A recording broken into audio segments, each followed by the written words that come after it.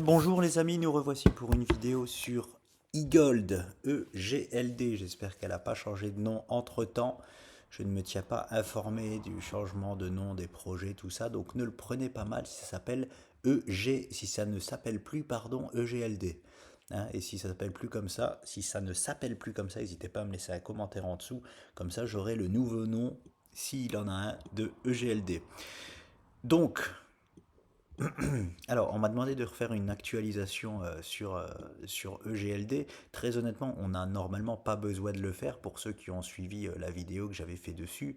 Il se passe tout simplement ce à quoi on s'attendait. C'est-à-dire que oui, je comprends totalement que vous me demandiez, ah ben voilà, maintenant dis-nous un peu ce qui se passe sur EGLD parce qu'on a enfin eu ce move-là, mais ce move-là que nous avions vu venir depuis bien longtemps. Hein. Je sais plus quand j'ai fait la vidéo, j'ai mis une flèche le 4 septembre 2023, donc c'était peut-être en début septembre 2023 que j'avais fait cette vidéo-là. Donc voilà, en tout cas, quand on est, alors pour rafraîchir la mémoire de tout le monde, ça c'est la statistique que nous avons là-dessus. Alors non, je vais pas l'enlever, mais faites pas attention à la base Apex, ça vous sert à rien. Ce qui était important pour vous, c'est de savoir qu'on avait 92% de chances de sortir à la hausse. Hein. Donc forcément, c'est le genre de pari qu'on prend. Poids le plus haut rallié 88% du temps. Donc moi, c'est le pari là que je fais forcément. Poids le plus haut rallié, c'est-à-dire que nous avons 88% de chance, je le répète, de venir aux alentours des 70 dollars sur eGold. Alors, est-ce que nous allons le faire directement comme ça, c'est-à-dire maintenant, directement dans le mouvement? Je n'ai jamais trop suivi eGold, je ne sais pas si c'est par exemple comme XRP, mais bon, ça a l'air quand même très volatile quand ça part à la hausse. Donc, je veux dire, si c'est une crypto un peu comme XRP qui, on va dire, qui surréagit, c'est possible, c'est possible. Et du coup, on va aller directement là. Hein, on va refaire une barre directement là. Si c'est une crypto qui aime prendre son temps, on peut très bien. Mais bon, les cryptos généralement, elles aiment pas trop prendre leur temps, hein, par exemple Ethereum ou quelque chose comme ça, Bitcoin, voilà. Mais en altcoin, il y en a très peu qui prennent leur temps, mais bon, voilà. Je m'y connais pas assez sur Eagle pour dire ça, mais on peut très bien faire comme ça, voilà. Donc, en tout cas, pour moi, nous sommes, enfin, c'est pas pour moi, il faut que j'arrête de dire pour moi, nous sommes statistiquement dans cette flèche-là, et 88% du temps, nous irons chercher aux alentours des 70 dollars, c'est-à-dire le plus haut de cette figure-là, mais à la hausse. On arrive dedans à la baisse, parce qu'on était baissier avant, on arrive dedans, premier virage haussier, il est là, donc voilà mon objectif sur eGold dans un premier temps. Dans un premier temps, là pour moi c'est, je le répète, euh, euh, j'espère ne pas faire de fâché quand je vais dire ça, mais je l'avais dit il y a déjà très longtemps, pour moi nous ne sommes pas encore en bull run. Après, ça dépend ce que les gens appellent bull run. Voilà. Si pour les gens, dire qu'on est en bull run, c'est ne plus revenir sous les 23 dollars sur eGold, alors oui, très probablement que nous sommes en bull run. Pour moi, le bull run, c'est pas ça. Voilà. Pour moi, le bull run, c'est lorsque on n'a plus, voilà, je ne sais pas si dans un bull run on peut vivre une correction par exemple de 50%. Hein, pour moi, pour le moment, on peut toujours le vivre dans la sphère de la crypto-monnaie. Et comme je vois forcément une, une correction sur le Bitcoin, et ben forcément les alts aussi vont déguster. Donc, par rapport à ça, est-ce que, parce que eGold va corriger, hein, hein, vous savez bien que la grande flèche que j'ai mis là, c'était peut-être pour dire on va pas comme ça vers le nord. Voilà, je vais d'ailleurs l'enlever, c'était pour rallier les plus hauts historiques. Si on retourne aux plus hauts historiques sur eGold, c'est pas là maintenant, hein. C'est pas le mois de, on est à quel mois? C'est pas en novembre ou en décembre. Ce que je peux vous dire, c'est que fin décembre, on ne sera pas sur des nouveaux plus hauts historiques sur eGold. J'en mets ma main à couper. Voilà. Pour l'instant, on est en train de faire ce mouvement, on est en train de se réveiller. Voilà. eGold, comme tous les altcoins, sont juste pour moi en train de se réveiller. Voilà, ils s'étaient endormis, ils ont fait leur beer market, ils se sont endormis, maintenant le réveil. Et comme très souvent, le réveil des altcoins, c'est à peu près x2, x3. Là, on était à quoi sur, on va voir, sur à peu près sur les plus bas, on était à 23,5 sur e-gold. L'objectif, c'est les 70. Voilà, on voit bien que c'est pratiquement x3. C'est comme ça pour tous les alts. Et en fait, on pense tout de suite du coup qu'on est en bull run parce qu'on fait 300% de hausse, alors que c'est juste le réveil. Faites attention parce que, en fait, voilà pourquoi l'investissement crypto dégoûte tout le monde. C'est-à-dire qu'il y a beaucoup de FOMO. Euh, Là, par exemple, on va dire peut-être que les gens n'achètent pas encore, mais je sais comment ça se passe.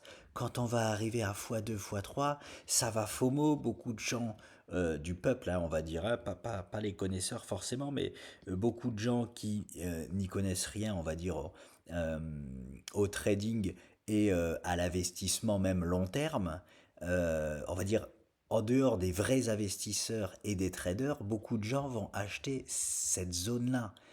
Parce que bah, ça y est, c'est parti, on retourne sur les plus hauts historiques. Non, euh, les, dans un premier temps, les 70 dollars du e-gold, il faut les fuir comme la peste. Je vous le dis, c'est comme les 36 000 dollars actuels du Bitcoin. Je les fuis comme la peste. Par contre, attention, par contre, je le fais aussi là-dessus, je fais un parallèle avec le Bitcoin là-dessus parce que je sais que e-gold, je crois que c'est la vidéo où on a fait le plus de vues, donc c'est très suivi, donc c'est important de le dire ici. Comme je vous dis, les 60 ici, e-gold, quand il viendra ici, parce qu'il y a de fortes chances qu'on vienne ici, je fuis ces prix-là comme la peste. Par contre, si nous, quand nous ferons ça, hop, et hop, et qu'on viendra s'appuyer dessus, eh bien, on sera ici, là. Je vais vous le noter, hein. Et ça se passe très souvent comme ça, les amis, très souvent comme ça. Ici, là, on sera dans les mêmes prix. On sera dans les mêmes prix que ici, que ici, là. Sauf que, ici, je serai le premier à ressauter sur e-gold. Je vous le dis, parce que la grosse résistance sera cassée, on sera maintenant posé dessus, c'est notre sol, et là je les achète. Ici, je les fuis comme la peste parce qu'on peut prendre une gifle, et quand je vous dis on peut prendre une gifle, on peut prendre une gifle, mais pas ça.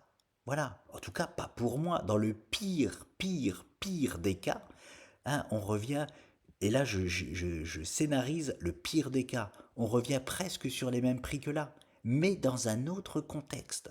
Ça, c'est vraiment le pire des cas. On peut revenir s'appuyer là. Normalement, on fait pas ça. Normalement, on revient s'appuyer sur mon petit nuage Ishimoku ou alors sur cette trade line là, mais plus rapidement. Et en fait, c'est ça qui est un peu piégeux sur ce genre de figure, c'est que on peut se retrouver avec encore une fois le même prix que là, mais dans un tout autre contexte. Tout autre contexte. C'est-à-dire que quand e-gold était ici, bien sûr, on pouvait avoir peur d'investir. Moi, j'investis là-dessus parce que on est dans un, 2, 3, 4. On est dans le cinquième virage et c'est des figures qui cassent après le cinquième virage. Eh bien, la figure ne nous a pas fait mentir. Boum, après le cinquième virage, on l'a cassé à la hausse. C'est tout, c'est très très souvent le cas. 5 virages. Un, 2, 3, 4, 5. On était dans le cinquième virage. Vous allez me dire, ah mais ici on a fait un virage. Non, il n'est pas compté comme virage parce qu'on n'a pas été retrouvé ici. Donc cinquième virage ici et on casse la figure. Très forte probabilité que ça se passe tout le temps, non. Très forte probabilité que ça se passe comme ça. On n'est pas du tout surpris par ce move. Euh, et du coup, derrière, comme cette ligne-là, elle est en biais, revenir s'appuyer dessus, c'est totalement standard.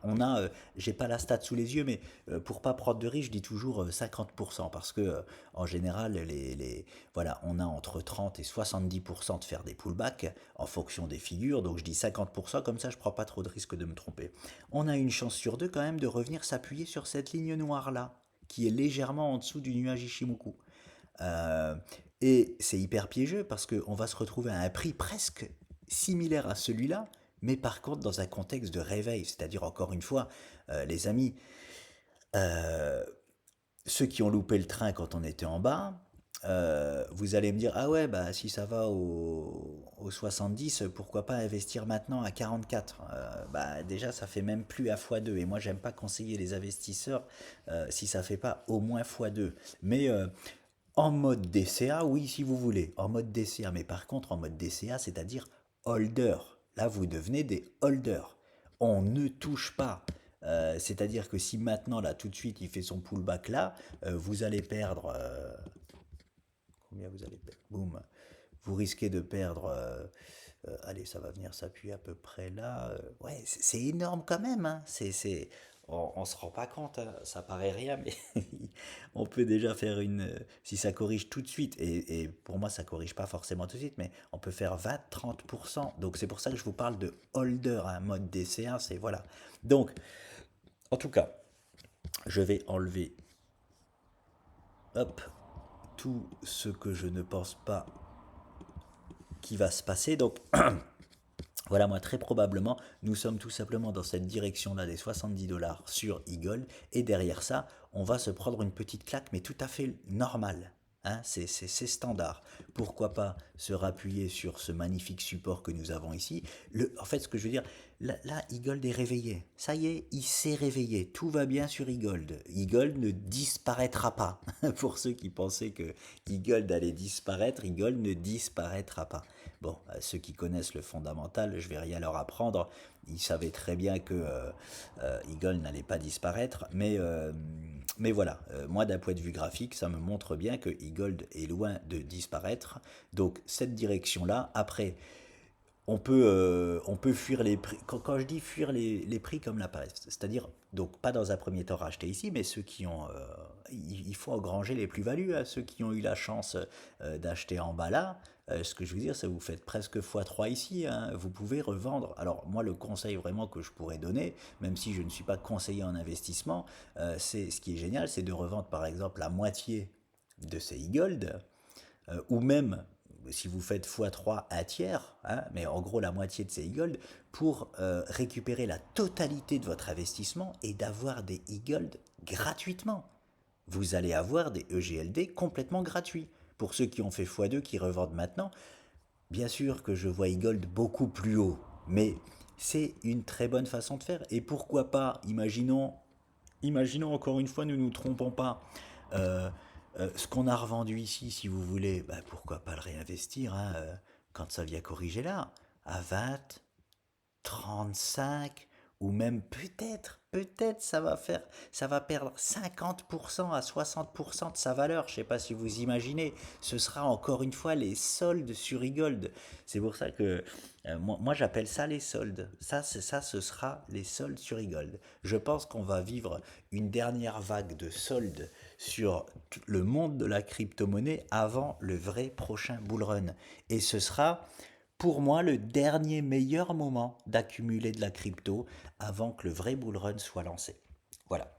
Voilà. Je vais arrêter d'utiliser le mot bull run parce qu'en en fait, il veut dire une certaine chose pour moi et il veut dire d'autres choses pour les gens. Je le répète, si pour vous, mode bull run, c'est-à-dire qu'on ne refera pas des plus bas historiques depuis les 3 dernières années, eh bien vous avez probablement raison. Le bull run est parti. Voilà, parce que je ne pense pas que nous allons refaire un plus bas. Ce serait très surprenant, c'est possible, hein. C'est pas ce que je privilégie. Comme je vous dis, on peut refaire un plus bas sur, par exemple, EGLD, comme on pouvait le faire, par exemple, sur le Bitcoin quand il est passé de 15 000, comme on peut même encore le faire sur le Bitcoin, hein. On peut refaire un plus bas jamais connu sur le Bitcoin, mais c'est en mode réveil, ce n'est plus en mode bear market. Et voilà. Donc si on revient s'appuyer ici, ce qui est quand même moins probable, hein, mais ça peut arriver, eh ben nous connaîtrons peut-être un prix plus bas que ce qu'on a connu ici, mais ce n'est plus le même paradigme. Voilà, très important, hein. Ce sera, et moi je vous le dis comme je le pense, si là, maintenant, je vois à un moment donné Eagle venir là, mais je saute dessus comme un chien enragé, hein, je vous le dis tout de suite, hein. Je vous le dis tout de suite, hein, c'est des soldes extraordinaires et monumentales pour tous les investisseurs crypto et e-gold. Donc bon, voilà.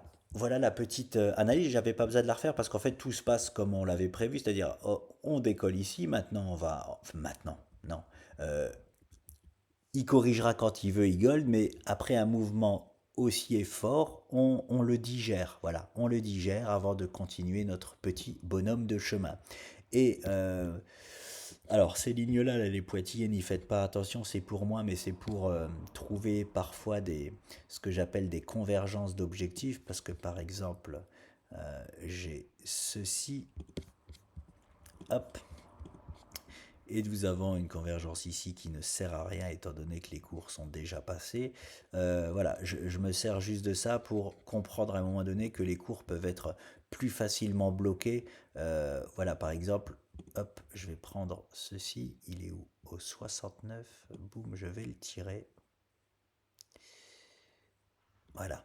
Donc ici, on voit bien que on a un double, on peut doublement caler dans cette zone-là, qui est novembre 2024. Je pense pas que cette ligne-là va nous être utile parce que, mais je la laisse quand même. Vous voyez, elle est en retrait, elle est timide. C'est juste au cas où ce genre de ligne. Donc euh, maintenant, à voir. À voir sur eGold. Moi, j'attends toujours qu'on vienne chercher cette zone aux alentours des 70 dollars, tout simplement, qu'on traverse ce nuage Ishimoku, qu'on revienne se poser dessus ou profondément. On verra par la suite, mais en tout cas, je suis toujours dans cet objectif-là, tout simplement, des 70 dollars sur eGold et à voir comment il y va. Hein, s'il vient tout de suite se rappuyer, puis s'il monte ou s'il y va tout de suite euh, comme, euh, comme ça arrive souvent. Hein, souvent, par exemple, sur XRP, en une barre, il avait atteint tous les objectifs. Quoi. Hein, en quelques jours, il avait atteint tous les objectifs. Donc voilà, ça se passe assez souvent dans la sphère pardon, de la crypto.